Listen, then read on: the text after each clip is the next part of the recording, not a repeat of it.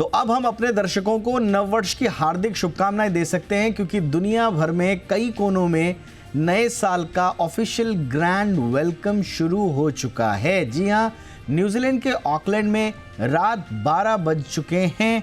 जबरदस्त आतिशबाजी के साथ लोगों ने नए साल का स्वागत कर लिया है। वहीं ऑस्ट्रेलिया का सिडनी हार्बर ब्रिज रोशनी से नहा उठा है। तो दो तस्वीरें आप देखिए, न्यूजीलैंड से शानदार तस्वीरें 2026 के स्वागत की, और ऑस्ट्रेलिया में भी उतने ही जोशो खरोश से नए साल का इस्तकबाल किया गया है। सिडनी हार्बर पर विश्व प्रसिद्ध आतिशबाजी देखने के लिए लाखों की भीड़ जुटी हुई है। इन दोनों तस्वीरों में आप देख सकते हैं कि नए साल की किस तरह से धमाकेदार एंट्री हुई है, और बस कुछ लम्हे बाकी और भारत में भी यही तस्वीरें पूरे देश भर में देखने को मिलेंगी, जब पूरा देश नए साल के जश्न में डूबा होगा।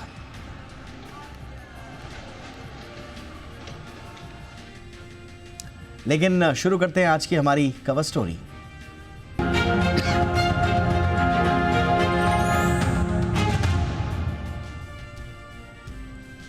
खान पान को लेकर लोगों में जागरूकता जरूर बढ़ी है, लेकिन तमाम पैकेज्ड फूड उत्पादों में हेल्थ से जुड़े बड़े बड़े दावे किए जाते हैं। लेकिन इन दावों की सच्चाई को लेकर आशंका बनी रहती है। इनके अंदर जो बातें कही गई हैं, जो इंग्रेडिएंट्स बताए गए हैं, वो सही हैं भी या नहीं है। दूसरा, जिन मानकों का इसमें जिक्र किया गया है, वो मानक भारतीय हैं या विदेशी हैं। फसाई को यही शक हुआ, और इसीलिए फसाई ने ऐसे मामलों में अब सख्ती दिखाते हुए साफ कर दिया है कि कंपनियां अपने प्रोडक्ट्स को लेकर जो दावे करती हैं, उसका ठोस वैज्ञानिक सबूत भी देना होगा। यानी कि सिर्फ प्रॉमिस नहीं, प्रूफ भी दीजिए। और फसाई के ये नए नियम अब 1 जनवरी 2026 से लागू होंगे। आप ये रिपोर्ट देखिए, मैं एक्सपर्ट्स के संग लौट रहा हूं और समझाने की आपको कोशिश करेंगे कि दरअसल ये कितना बड़ी क्रांति हुई है।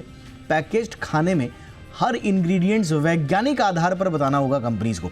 क्यों ये फसाई को करना पड़ा, क्या गेम खेल रही थी कंपनीज, ये भी बताएंगे आपको अंदर की बात। पहले ये रिपोर्ट।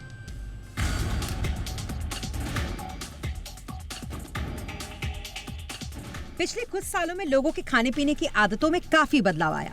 बाजार में पैकेज्ड फूड की डिमांड काफी बढ़ी। पैकेज्ड फूड की मंजूरी को लेकर अलग अलग देशों में अलग अलग नियम हैं।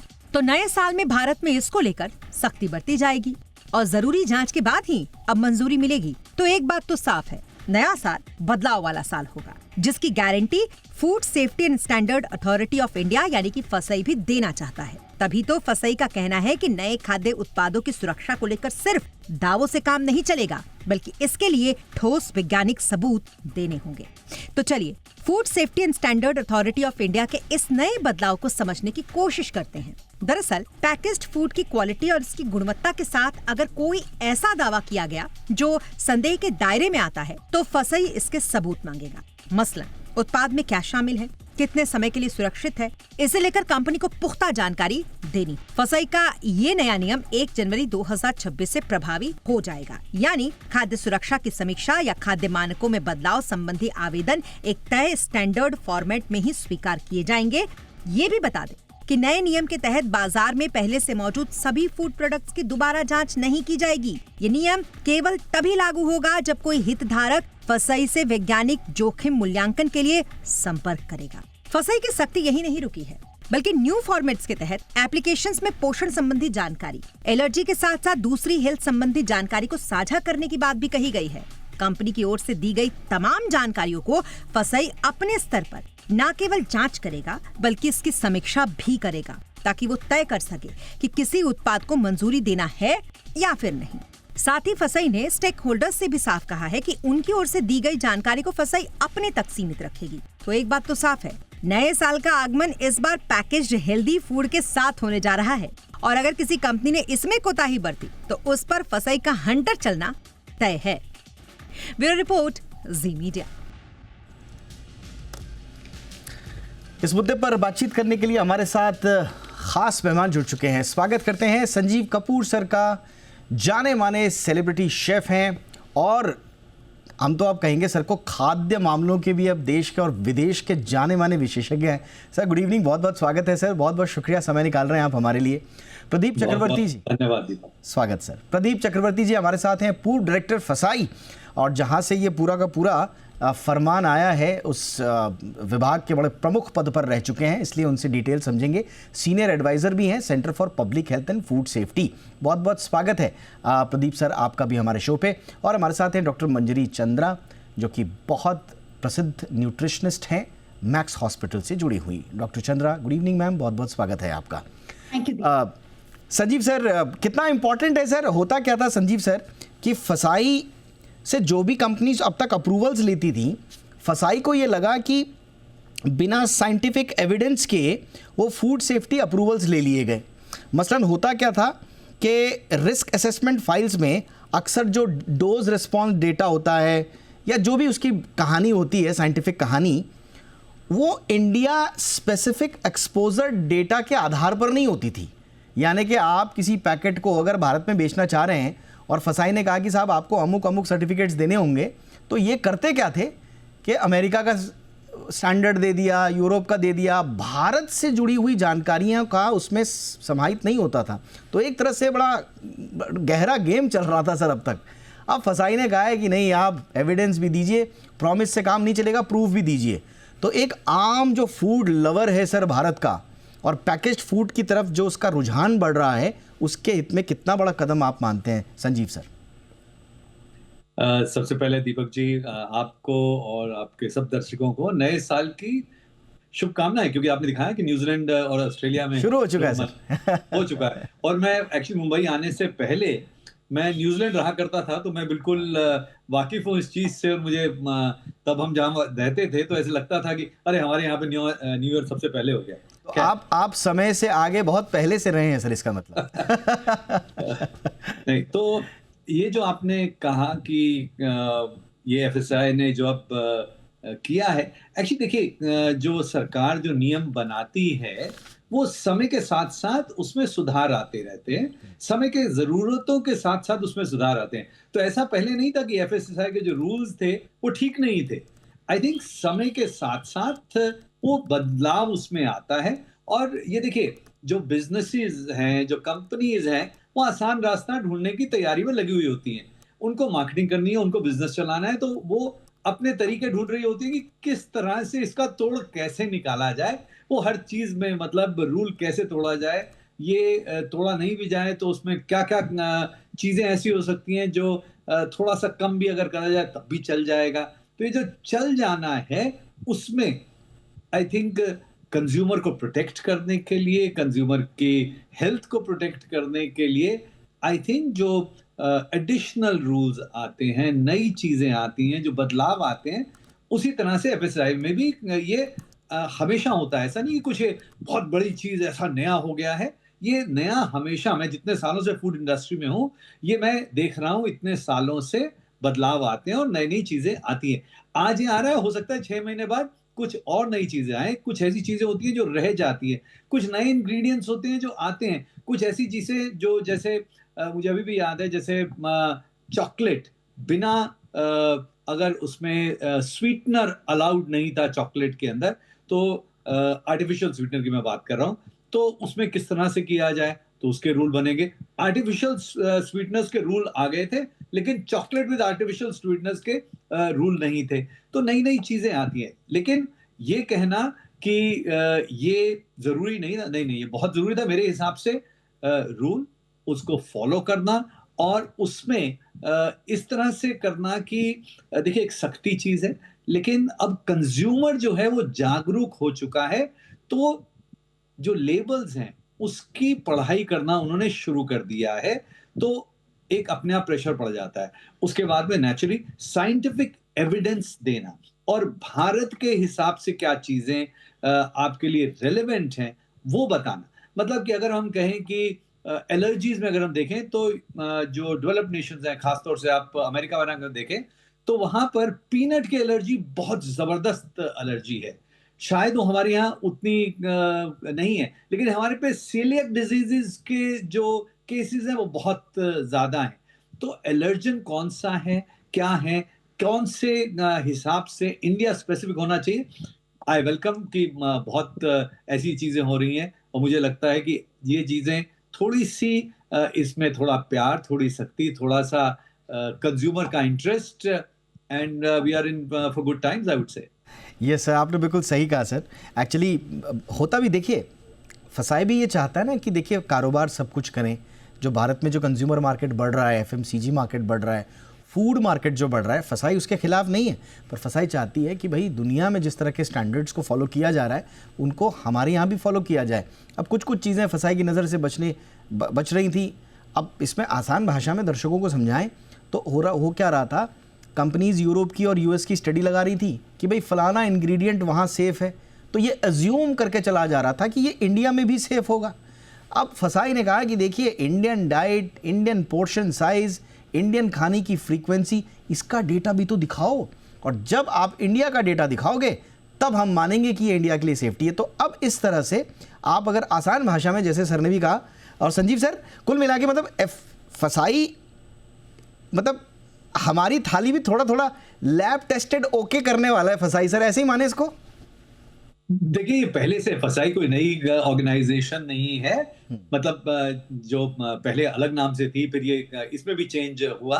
तो ये हमेशा से रूल्स जो हैं वो हमेशा से रहे हैं, और उसके अंदर हमेशा से उनकी यही रहती है कि आपको खाना अच्छा मिले। बड़ी कंपनीज कभी भी ये नहीं चाहेंगी कि कोई चीज खराब हो। कभी कभी ऐसा होता है कि मार्केटिंग के हिसाब से उसको इस तरह से पेश कर दिया जाता है कि शायद सामने वाले की जो नजर है वो लगता है अच्छा अच्छा ये ठीक ही होगा। मतलब अगर किसी चीज में 3% फैट होना चाहिए तो उसमें शायद ऐसे नहीं बोलेंगे 3% फैट, बड़ा सा उस पर लिखा जाएगा 97% फैट फ्री। तो लगता है अरे अरे ये क्या बात हो गई। अगर कोई चीज में कई बार ऐसे मैं कहता हूँ कि जैसे लिखते हैं कि नो एडेड शुगर, हो सकता है पहले उसमें कोई इंग्रेडिएंट ऐसा डला हुआ हो जिसके अंदर पहले से चीनी डली हुई थी। तो ऐसी बहुत सारी मार्केटिंग की चीजें होती हैं जिसको धीरे धीरे कंट्रोल किया जाता है। तो ये मैं कहूंगा हाँ, इसमें आपने बिल्कुल सही कहा सर, इसमें बहुत अच्छा आपने कहा सर। और इसमें हो भी ये रहा था कि नेचुरल लिख दिया, ऊपर से हर्बल लिख दिया, हो गया साहब, तीसरी हो गई। नेचुरल लिखा है, हर्बल लिखा है, सब सब सब सब सेफ है, डोंट वरी। आप फसाई कह रहा है कि नेचुरल आप लिख रहे हैं, हर्बल लिख रहे हैं, ठीक है, इसका प्रूफ तो दीजिए। तो इस तरह की कोशिशें हो रही हैं। अब चक्रवर्ती सर के पास आऊँगा। अब देखिए संजीव सर तो अपनी बातों में, अपने जवाबों में मिठास घोल देते हैं। कड़वी ना उनके स्वाद की, उनके हाथ से बनी हुई थाली होती है, ना उनकी बातें होती हैं।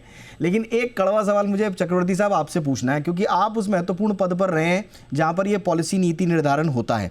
आप हमें बताइए सर, ये हमारी फसाई जो है बहुत जिम्मेदार संस्था है, हम इसकी भूरी भूरी प्रशंसा करते हैं, लेकिन ये 10-15 साल बाद क्यों जाग रहे हैं सर? पैकेज्ड फूड बूम कब का आ चुका है? मेटाबॉलिक डिजीज़ हमारे फूड पैकेट से कब से जुड़ी हुई हैं? फूड एलर्जीज लगातार बढ़ रही हैं, और आप अब तक पोस्ट मार्केट बिना जो है ईयू और यूएस के डेटा के आधार पर, बिना इंडियन पोर्शन साइज और डाइटरी हैबिट्स के, आप अब तक अप्रूवल पे अप्रूवल दे रहे थे सर। ऐसा क्यों सर? इतनी देर में क्यों जाग रहे हैं हम? देखिए 5 अगस्त 2011 हम लोग जब एफएसएसए एक्ट लागू किया था इंडिया में, उस टाइम एक्चुअली हमारे पास सिर्फ 335 स्टैंडर्ड प्रोडक्ट्स था, फूड प्रोडक्ट्स। बाकी जितना प्रोडक्ट्स था उसको हम लोग प्रोप्राइटरी फूड या नोवेल फूड बोलता था, और नोवेल फूड के लिए प्री अप्रूवल का जरूरत था। एंड मैं एक्चुअली डायरेक्टर प्रोडक्ट अप्रूवल भी था, और product approval and screening committee था एफएसएसआई में 2012 से, तो उसमें मैं इसका चेयरमैन भी था। तो हम लोग जो ये बनाया था non specified food and food ingredients, इसके लिए एक्चुअली एक रेगुलेशंस भी बनाया हम लोग 2017 में। तो इसका मुताबिक एक्चुअली ऑल द कंपनी जो बाहर का, जो नोवेल फूड का मतलब क्या है, जो इंडिया में कभी यूज नहीं हुआ बट बाहर में चलता है, कम से कम बाहर में कम से कम दो कंट्री में चल रहा है, तो ऐसा प्रोडक्ट्स को हम लोग एक्चुअली नोवेल फूड मानते थे। तो हम लोग एक रेगुलेशंस का मुताबिक एक्चुअली फॉर्म 1 में ये कंपनी या इंपोर्टर, मैन्युफैक्चरर और इंपोर्टर जो है उसको प्री अप्रूवल लेना पड़ता था। फॉर्म 1 में उसको एप्लीकेशन सबमिट करना पड़ता है। ये सच है कि ये स्टडी जो था ये एक्चुअली पीयर रिव्यूड जर्नल्स में पब्लिश वाला स्टडी हम लोग लेते थे, या WHO या कोई स्टैंडर्ड जो ऑर्गेनाइजेशन है उसका ही स्टडी हम लोग एक्सेप्ट करते थे। बट इसका सर्टिफिकेट ऑफ एनालिसिस जो था वो actually NABL accredited Indian laboratory से ही हम लोग लेते थे। But Chakravarti sir, sorry to interrupt sir, मैं एक ही चीज समझना चाह रहा हूं सर, आपके जमाने में भी क्या एक आम भारतीय की थाली तक, चाहे वो पैकेज फूड की बात हो रही है, लेकिन उसके निवाले में कोई टॉक्सिकोलॉजिकल डेटा नहीं था, कोई लॉन्ग टर्म सेफ्टी का नहीं था, डेली इनटेक का कोई बातचीत नहीं था, Indian consumption pattern, allergic risk, मतलब कोई भी चीज आपने बस सर्टिफिकेट लगा दिया US UK यूरोप का और आप लोग उसको अप्रूव कर देते थे सर अब तक। नहीं, इसमें एक्चुअली हमारा जो एप्लीकेशन फॉर्म 1 जो है ना, हाँ। उसमें देखिए हम लोग तीन स्टडी मांगते थे, एक सेफ्टी इंफॉर्मेशन। इसमें actually human studies including dietary exposure, nutritional impact and potential impact on the consumer, ये नंबर 1। लेकिन ये कंज्यूमर कहाँ का चक्रवर्ती सर, कहाँ का कंज्यूमर? ये US का UK का कंज्यूमर है कि भारत का कंज्यूमर? भारत के कंज्यूमर की बात तो अब आज हो रही है, भारत के कंज्यूमर की तो आज बात हो रही है। नहीं, वो तो सही है, बट अगर आप इंडियन कंज्यूमर के ऊपर करेगा तो it will take at least 6 months, 6 महीने तो कम से कम स्टार्टिंग। सर लोगों की जान की बात है, 6 महीने क्या चीज है? आदमी वक्त से पहले चला जाएगा। 6 महीने रुकिए, जितना मर्जी आपको करना है ट्रायल कीजिए। आप लोगों ने सख्ती क्यों नहीं दिखाई इन कंपनीज पे पहले? नहीं, हम लोग एक्चुअली जो देखा है इसमें कोई एडवर्स रिपोर्ट नहीं था एक्चुअली। और अभी भी सर देखिए, अब अभी भी चक्रवर्ती सर एक चीज और मुझे बताइएगा, अभी भी ये नियम ऑलरेडी मार्केटेड फूड्स पर ऑटोमेटिक रिव्यू नहीं कर रहा है सर। ये तभी लागू होगा जब स्टेक होल्डर अप्रोचेस फसाई, मतलब आप अगर फसाई को ये लग रहा है कि भाई इससे बहुत बड़ा हेल्थ रिस्क हो सकता है क्योंकि इंडियन सेंट्रिक डेटा नहीं है, स्टडीज नहीं है, तो फिर आप क्यों नहीं रेट्रोस्पेक्टिव हो रहे हैं? आप क्यों नहीं जो मार्केट में ऑलरेडी मार्केटेड फूड है उन पे आप क्यों नहीं लागू कर रहे हैं? उनके लिए आप कह रहे हैं अच्छा जी कोई शिकायत आए तो बता देना, फिर हम एक्शन ले लेंगे, आइंदा नए साल में अगर कोई आएगा तो सर्टिफिकेट के साथ आए। तो सर अगर फसाई को ये चिंता है कि ये एक हेल्थ थ्रेट हो सकता है तो मार्केट में सबकी जांच कराइए ना सर, क्या दिक्कत है? नहीं, जितना नोवेल फूड को हम लोग अप्रूवल दिया था उसमें एक का भी अगेंस्ट में कोई एडवर्स रिपोर्ट नहीं मिला अभी तक। तो बट ये एक्चुअली अच्छा चीज है, एक्चुअली इंडियन पॉपुलेशन के ऊपर देखना चाहिए क्योंकि इंडियन पॉपुलेशन का जो डाइटरी एक्सपोजर है वो अलग है यूरोपियंस या अमेरिकन से। अच्छा चक्रवर्ती सर, सॉरी सर, आप डांटेंगे तो नहीं सर, मैं आपको बार बार टोक रहा हूं, मुझे अच्छा नहीं लग रहा है, मेरे को बहुत सारे सवाल पूछने क्योंकि आपसे। अच्छा आपने कहा कि भाई अब तक कोई एडवर्स रिपोर्ट नहीं आई। आप मुझे बताइए सर, खाना धीरे धीरे करके अंदर से हमें खोखला करता है। डॉक्टर मंजरी यहाँ पर बैठी हुई है, न्यूट्रिशनिस्ट, ये बताएंगी कि कोई इंग्रेडिएंट आपके शरीर पर कितना असर डाल रहा है वो आज थोड़ी ना पता चलेगा सर। वो तो जब सालों बीत जाएंगे, वो जाके आपके पेट में कहाँ जा रहा है, आपके कौन से ऑर्गन को इफेक्ट कर रहा है, इसके लिए तो पता नहीं कितने साल लगते हैं सर। और आज स्टडीज देखिए आप, यूरोप में 20 साल 25 साल पहले 40 साल पहले जो फूड इंग्रेडिएंट्स खराब थे वो आज सेहत पर भारी पड़ रहे हैं और आज लोगों की आंख खुल रही है कि साहब हमने ये क्या किया। तो आपको अगर कोई तुरंत रिपोर्ट नहीं किया किसी ने तो प्रोएक्टिव होकर फसाई को भी तो सोचना चाहिए था सर कि लॉन्ग टर्म इंपैक्ट भी तो कोई चीज होती है। नहीं, रिस्क एनालिसिस रिपोर्ट तो वो लोग सबमिट करते थे, टॉक्सिकोलॉजिकल रिपोर्ट भी वो लोग सबमिट करते थे। अच्छा। और वो पीयर रिव्यूड जर्नल्स में पब्लिश्ड रिपोर्ट है तो उसको हम लोग आउटराइट रिजेक्ट भी नहीं कर सकते। और WHO नहीं आप सर इतने प्यार से इतनी साफ गोई से ना स्वीकार कर लेते ना, अच्छा लगता है कि ऐसे पदों पर बैठे हुए लोग जब ये स्वीकार करें कि भाई हम भी क्या कर सकते थे, सारी रिपोर्ट तो वो दे रहे थे। लेकिन ये सच्चाई है भारतीय फूड मार्केट की, जैसा संजीव सर बता रहे थे कि इंटेंशन सही है, संस्थान है, धीरे धीरे इसमें उन्नति होगी। बट डॉक्टर मंजरी मैम, कितना इंपॉर्टेंट था इस बात को इम्प्लीमेंट, मैं बार बार इस पर इसलिए फोकस कर रहा हूँ ताकि आने वाले समय में और ज़्यादा सतर्क रहें। कितना ज़रूरी था मैम जब पैकेज्ड फूड बूम आ रहा था देश में, ये 10 साल पहले, कम से कम 5 साल पहले ये स्थिति आ जाती हमारे सामने कि फसाई जाग जाता। Deepak ji, good evening. जैसे कि बाकी पैनलिस्ट बता रहे थे, definitely FSSAI is doing its bit but you are also completely right कि जितना होना चाहिए था उतना नहीं हुआ है। क्या होता है कि कई बार कम्युनिकेशन जो हमें मिलता है, जो कंज्यूमर को मिलता है, एंड कम्युनिकेशन, वो इतना ज्यादा फिल्टर्ड होता है और इतना ज्यादा उसको कम्युनिकेशन ऐसे करते हैं कि वो सेल को प्रमोट करे कि जो एक्चुअल इश्यू है वो कंज्यूमर तक पहुंचता ही नहीं। अब कई बार जब हम ओवर यूजेज, जैसे अभी स्वीटनर्स की बात संजीव जी बता रहे थे, तो आर्टिफिशियल स्वीटनर्स पे क्या रेगुलेशन होना चाहिए, ये एफएसएसएआई की गाइडलाइंस है। बट जब आप उसी चीज को रोज कंज्यूम करते रहते हो तो over a time long term usages of these substances and chemicals has an impact on our physiology and our bioregulatory systems. और ये कोई मैं नहीं कह रही हूँ, ये ऑलरेडी हमें पता है, क्लिनिकल डेटा है इस पे। देयर इज इनफ इंफॉर्मेशन जो डायरेक्ट कोरिलेशन प्लेस करता है। मैं आपसे मैम एक अपनी उत्सुकता या जिज्ञासा मैम मैं आपसे साझा करना चाहता हूँ। ये जो कंपनीज कहती हैं कि साहब न्यूट्रिशन का डेटा जो अमेरिका का है वो भारत के लिए भी पर्याप्त होगा, जो कंजम्पशन पैटर्न यूएस का है वो कंजम्पशन पैटर्न यहाँ के लिए भी लागू होगा, जो सेफ इनटेक लिमिट्स एक अमेरिकी आदमी की हैं या एक यूरोपियन आदमी की हैं संभवतः वही भारतीय की भी तो होंगी। तो क्या ये फिलॉसफी सही है मैम? मतलब मैं और एक अमेरिकन और एक यूरोपियन, क्या तीनों की ये जो सेफ्टी लिमिट्स हैं एक जैसी हो सकती है मैम? बिल्कुल नहीं हो सकती। देखिए जेनेटिकली हम अलग हैं। हाँ, हम जेनेटिकली ज्यादा प्री डिस्पोज्ड हैं डायबिटीज के लिए, कैंसर के लिए, कई तरह की डिजीजेस के लिए, तो हम पर इम्पैक्ट ज्यादा होता है। दूसरा, लाइफस्टाइल भी ज्यादा कॉम्प्रोमाइज्ड है इंडियंस की, हम ज्यादा सेडेंट्री हैं, हमारी फिजिकल एक्टिविटी कम है, हमारे ओपन स्पेसेस कम है, toxic load as it is हमारे ऊपर ज्यादा है, पोल्यूशन का, एनवायरमेंट का। So we are already susceptible to so many toxicities and genetically not a very fit race. So I think we are even more susceptible to the problems and the health problems that these packaged food can cause us. इसीलिए हम जब practice करते हैं clinical practice, तो हम एक thumb rule type बनाते हैं पेशेंट्स के लिए कि जितना हो सके पैकेज्ड प्रोसेस्ड फूड को कम कंज्यूम करिए। That's sort of a thumb rule. क्योंकि हमें ऑल्दो पता है कि एफएसएसएआई अपना काम कर रहा है, बट हमें ये भी पता है कि डायरेक्ट कोरिलेशनशिप है between consumption of packaged processed food and the incidence of non communicable diseases and now also things like autoimmune disorders and cancers. तो क्योंकि हम इसको लिंक कर पाते हैं, तो हम इसलिए पेशेंट्स को टिपिकली कंटिन्यूसली ये बोलते हैं कि पैकेज प्रोसेस्ड फूड आप कम खाएं। और वो कोई भी डॉक्टर या कोई भी न्यूट्रिशनिस्ट कहेगा।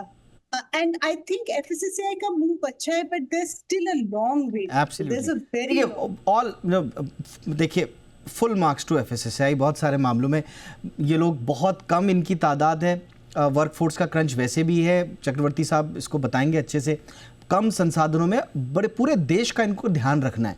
और दूसरा ये है कि फूड सेफ्टी रेगुलेशंस को लेकर केंद्र के अलग कानून हैं, राज्यों की अलग परिस्थितियां हैं, अनऑर्गेनाइज्ड ये सेक्टर ज़्यादा है। हम हर चीज़ समझ रहे हैं, टास्क बड़ा मेहनत है, लेकिन जिस दिशा में ये जा रहे हैं बहुत अच्छी बात है। लेकिन हमारी अपनी संस्था है तो हम अपनी शिकायत उनसे साझा तो कर ही सकते हैं, इसमें क्या दिक्कत है? एज ए जर्नलिस्ट तो हमारा काम यही है।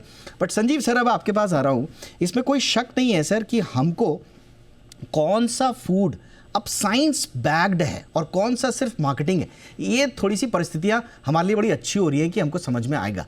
बट बतौर शेफ क्या आपको लगता है सर कि अगर बहुत ज़्यादा हम नुक्ताचीनी करने लगे हर चीज़ में, तो वो जो एक क्रिएटिविटी होती है ना, खाना बनाने की जो क्रिएटिव लिमिट होती है सर, उसको तो कहीं ख़राब नहीं करेंगे सर क्वालिटी ऑफ फूड को इम्प्रूव करने के चक्कर में? नहीं, ऐसा नहीं है।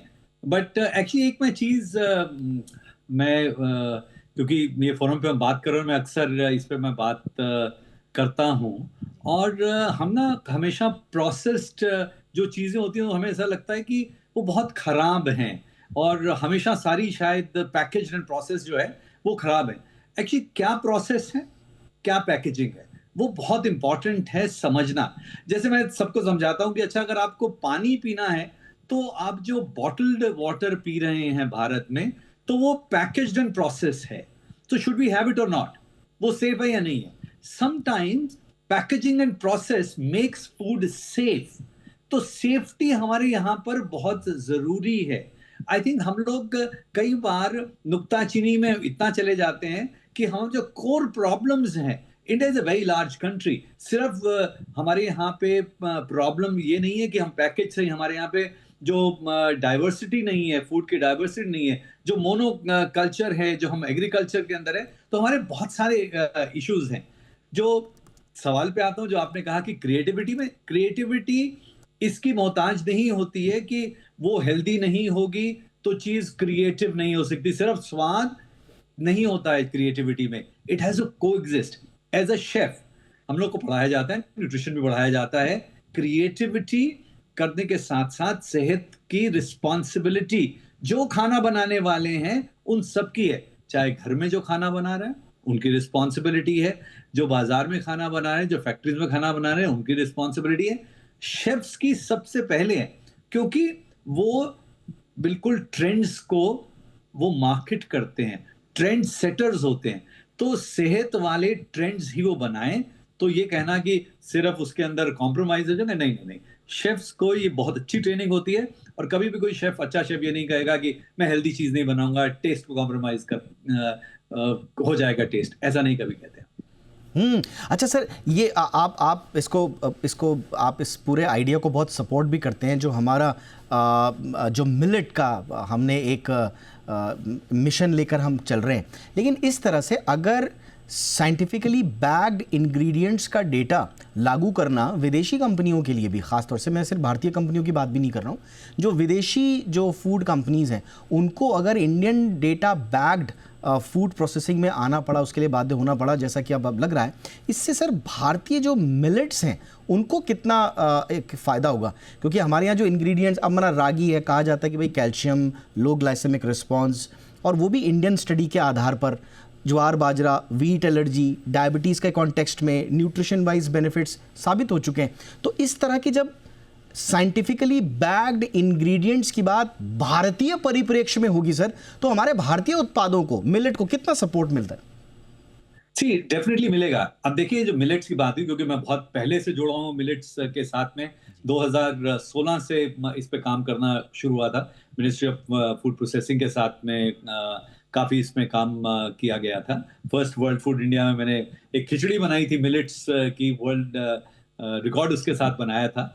तो मिलेट्स जो हैं, सेहत, हमारी सेहत जो है, हमारी जो धरती है उसकी सेहत के लिए भी बहुत जरूरी है मिलेट्स। सो डाइवर्सिटी हमारे यहाँ पे, व्हीट एंड राइस अगर हम देखें, वो इतना ज्यादा ग्रो होना शुरू हो गया कि हमारे बाकी जितने कंजम्पशन है ये मिलेट्स की, वो बिल्कुल ही कम हो गई। यहाँ तक कि जब ये मिलेट्स का मुझे गुस्सा कब आया था, जब से मैंने इसकी कहानी शुरू की थी, जब मैंने इसको गूगल किया था बहुत साल पहले, करीब 10 साल पहले, तो मिलेट्स की हिंदी में आया चारा। तो मुझे लगा ये तो बहुत गलत है, ये नहीं होना चाहिए। तो अच्छा हुआ कि उसके बाद में इतना बड़ा प्लेटफॉर्म हुआ, यूनाइटेड नेशंस ने इसके बारे में बात की, हमारे माननीय प्रधानमंत्री जी ने इसको इतना बड़ा किया, G20 में सारा मिलेट्स ही मिलेट्स हुआ। तो ये मिलेट से हमारे यहाँ पे कंजम्पशन, आप देखिए मिलेट सब जगह मिल रहे हैं, इससे इंडियंस को फायदा होगा, ऑफ कोर्स फायदा होगा। और हम तो चाहेंगे कि जितना भारतवासियों का फायदा हो उतना अच्छा है। और ये अब दुनिया वाले भी इस चीज को मान रहे हैं। अभी मैं बाहर जब गया, अमेरिका में गया, तो मिलेट रिसोटो अमेरिका के अंदर बहुत फाइन डाइन रेस्टोरेंट के अंदर मिल रहा था, और वो उसको इस तरह से समझा रहे थे, मैं कहा तो बहुत बढ़िया बात हो गई, जिसमें पहले सैफरन डाल के रिसोटो को, वो एक मिलानीज बोलते हैं जो सैफरन के साथ में बनता है, उसमें उन्होंने कहा कि नहीं, एज ए शेफ्स टच हमने इसको मिलेट और हल्दी के साथ में टर्मरिक इन्फ्यूज्ड मिलेट रिसोटो, तो उसकी बातें कर रहे थे। तो नेचुरली जो हमारी इंडियननेस है, जो हमारी इंडियन चीजें जितनी बढ़ती है, इंडिया का फायदा होता है, इंडियंस का फायदा होता है, तो हमारे लिए तो उतना अच्छा है। तो हमारी शुरुआत मिलेट्स की एक्चुअली हमारी जो धरती है उसको ठीक करने के लिए, मतलब पानी कम लगता है, डाइवर्सिटी बेटर हो जाती है, और नेचुरली जो चीजें एग्रीकल्चर लैंड के लिए अच्छी हैं, वो इवेंचुअली जो खाने वाले हैं उनके लिए भी अच्छी होंगी। तो जैसा अन्न वैसा मन है, लेकिन अन्न उगाने की जो चीजें हैं, अब उसमें न्यूट्रिएंट्स कहाँ से आते हैं? धरती से आते हैं। धरती न्यूट्रिएंट होनी चाहिए, लेकिन अगर हम उसी में व्हीट एंड राइस ग्रो करते रहेंगे तो नेचुरली वो डिप्लीट हो जाती है। तो ये सारा डिप्लीशन, सिर्फ पानी डिप्लीट नहीं होता है, वाटर टेबल नहीं हम खत्म कर रहे हैं, हमने धरती को भी काफी चूस लिया था। आई थिंक मिलेट से वो थोड़ा सा बेटर होने शुरू है। It's a long journey, but it's a journey well started, I can say.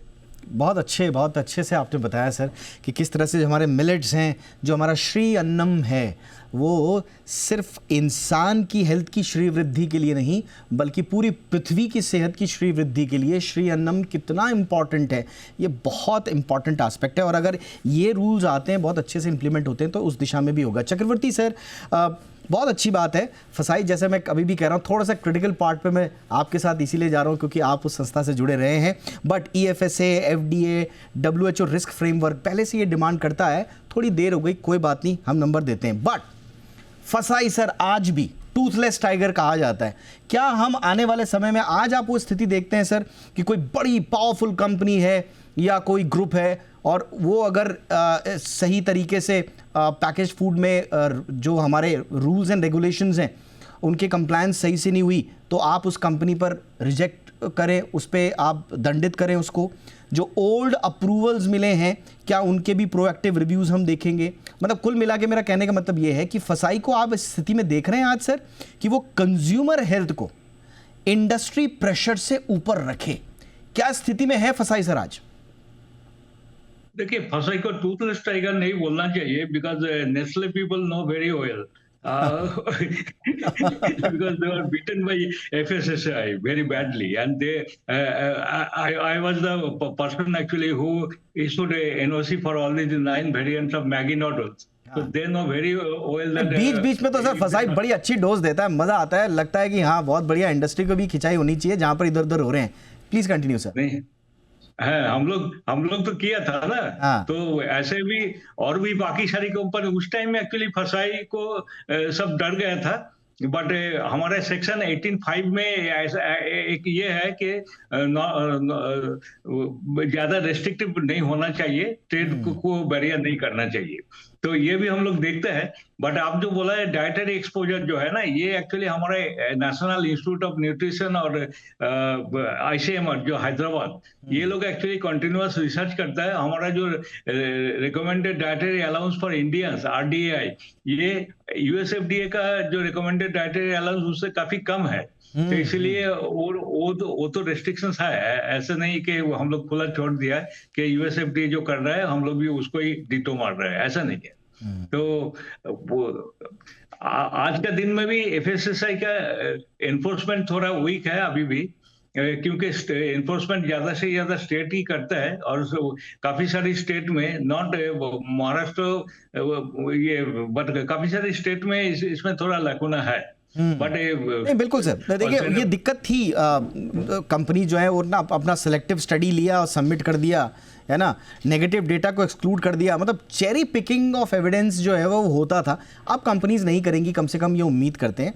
दूसरा, ये जो सेल्फ डिक्लेयर्ड सेफ्टी क्लेम्स कर देती थी कंपनियां, दिक्कत ये होती थी कि फसाई और उनसे जुड़े हुए अधिकारी उनको चैलेंज भी नहीं करते थे जब तक कोई नहीं आई। ठीक है, हम मानते हैं बहुत सारी दिक्कतें हैं, बट चलिए जो है वो जो बीत गई सो बात गई। अब कल से अच्छी चीज़ें होंगी। जाते जाते क्विकली डॉक्टर मंजरी मैम, आप क्या पैकेज्ड फूड को लेकर, खासतौर से उसके इंग्रेडिएंट्स को लेकर और उसके पीछे साइंटिफिक डेटा को लेकर, आम आदमी की समझ में आती नहीं है सर ये मैम ये चीज़ें, तो आप कोई टिप आप देना चाहें कि कुछ भी फूड कंज्यूम करने से पहले क्या करें, मिनिमम सेफ्टी सुनिश्चित हो पाए? No, that's a good question. Actually, we have been debating कि जो न्यूट्रिशनल इंफॉर्मेशन या न्यूट्रिशन लेबल्स होते हैं पैकेज्ड फूड पे, उनको हम ज्यादा रीडेबल बना दें, ज्यादा इजी टू अंडरस्टैंड बना दें, क्योंकि कई बारी क्या होता है कि सर्विंग साइज, फिर कितना उसमें है पर 100 ग्राम, सो किसी भी कंज्यूमर के लिए उसको अंडरस्टैंड करना मुश्किल होता है। एंड नॉर्मली लोग, जैसा आपने करेक्टली बोला, कि उसी बड़े लेबल पे जाते हैं कि फैट फ्री या ट्रांस फैट फ्री या शुगर फ्री, इस तरह के जो क्लेम लेबल्स होते हैं लोग टिपिकली उन्हीं को रीड कर पाते हैं, बट डिटेल लेबलिंग को नहीं रीड कर पाते। तो आई थिंक 2-3 सिंपल चीजें आप लेबल्स पे देख सकते हैं। पहला, कोशिश करें देखने की कि जितना हो सके उसमें कम केमिकल्स हो। अब जब केमिकल्स की कैटेगरी में कुछ केमिकल्स सेफ भी होते हैं, बट जितना कम हो उतना अच्छा है। Emulsifiers, stabilisers, flavour identical substances, artificial colours, artificial flavours, ये और प्रिजर्वेटिव्स, ये जितना कम यूज हो उतना अच्छा है। That is first thing to check. Second thing to check is कि एक्चुअली जो फूड है उसका जो मेन इंग्रेडिएंट है वो जो है एफएसएसएआई ने मैंडेट किया है कि वो पहला होना चाहिए। तो अगर आप ब्रेड ले रहे हैं और लिखा है होल व्हीट ब्रेड पर पहला इंग्रेडिएंट मैदा है, तो जो मैदा है वो डोमिनेट कर रहा है इस ब्रेड को। तो फर्स्ट इंग्रेडिएंट को पढ़कर ही आप समझ जाएंगे कि जो मेजर कॉम्पोजिशन है इस फूड का वो क्या है। तो हमेशा अगर आपको ये समझना है कि क्या चीज ज्यादा है इसमें, तो आप इंग्रेडिएंट लिस्ट में फर्स्ट 2-3 Right, ma'am. इंग्रेडिएंट्स को पढ़ Absolutely. लीजिए। और तो- एक लास्ट चीज है जी। शुगर्स, बिकॉज सबके मन में ये है कि हम शुगर फ्री खाएं, कम शुगर वाला खाएं। तो शुगर के कई नाम होते हैं, सिर्फ शुगर ही शुगर नहीं होता। जी। सुक्रोलोज, मैल्टोडेक्स्ट्रिन और कई तरह की शुगर्स होती हैं। राइट। वो अगर आप देख वो भी ले, check शुगर करें। फ्री से ये ना सोचे कि जस्ट बिकॉज ग्लूकोज या सुक्रोज नहीं है तो ये शुगर फ्री हो गया। और ये स्टेटमेंट, बाकी इसको शुगर स्टेटमेंट ना लें, इसको मंत्र बना लें कि कोई भी खाना कंज्यूम करने से पहले आपको क्या क्या चेक करना है। तो कुल मिलाकर जैसा संजीव सर ने भी कहा, जैसा अन्न वैसा मन, और अन्न पर अगर विज्ञान की मोहर लग जाए तो मन को भरोसा और तन को बल मिलना स्वाभाविक ही है।